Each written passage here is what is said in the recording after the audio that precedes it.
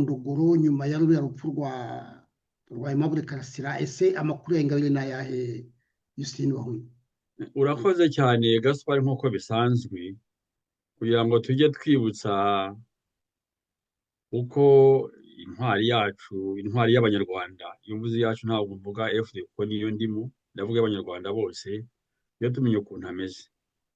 Ibintu bye rero nta kigenda nyine, nk'uko ugeze uvuga bya nyuma y'urupfu rwa Karasira, dufite n'ubwoba kurushaho kubera ko ibyo bakora by'iyicarubozo nabyo bakoze kuri Karasira mbere yo kugira ngo bamuhitane.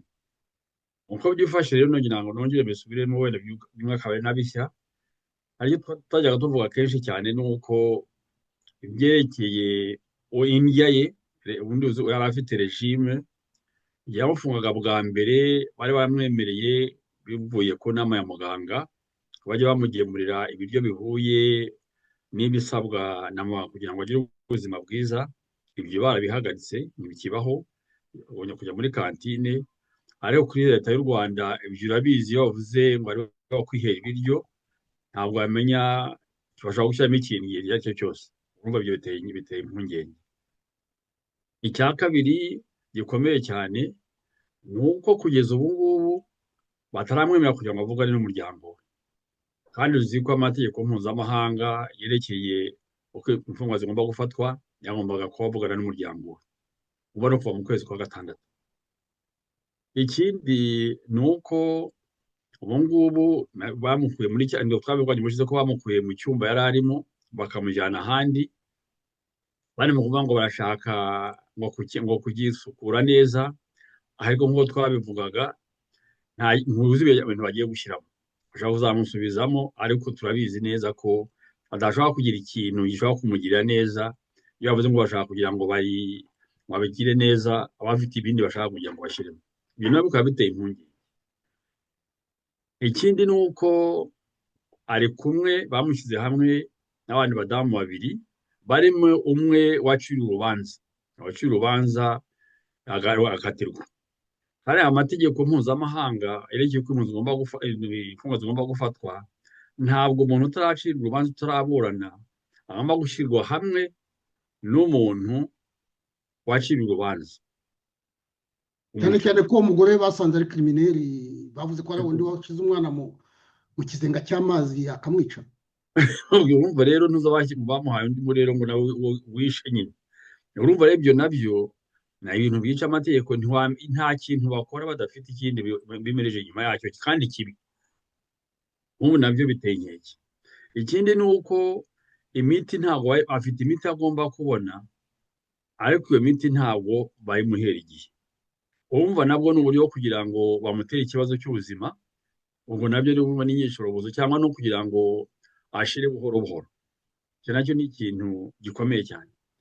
Ikindi navuga ni uko ubundi abanyururu bemerewe kugira radiyo cyangwa televiziyo mu cyumba cyabo, we ntabwo abyemerewe, kugira ngo nyine atamenye ibibaho ku isi n'ibyo mu gihugu no mu gihugu. Wumva nabyo byose ni iyicarubozo.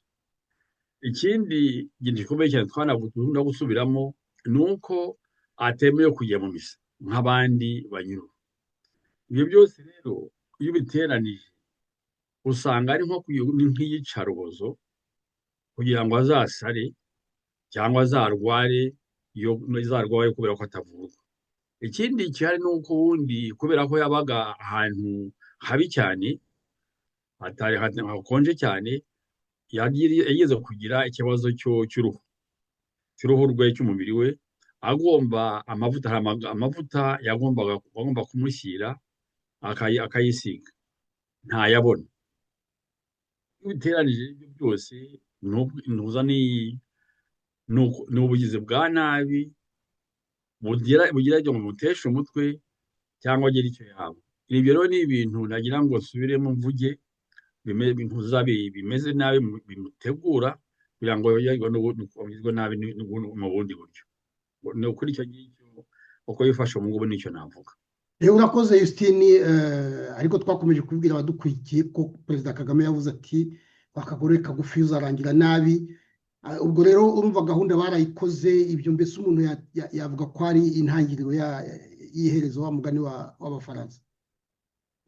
ibyo ni byo kuko uko bakora cyane cyane iyo tureba biriya bya Karasira byerekana ko nta kintu batakora, nta kintu batakora kuko cyane cyane iyo perezida avuze ati ntacyo ngikiza, agira ngo ngikiza, ashobora gukora icyo ari cyo cyose. kandi ugereranije Karasira na Ingabire ntaho bahuriye mu buryo bimuteje ubwoba.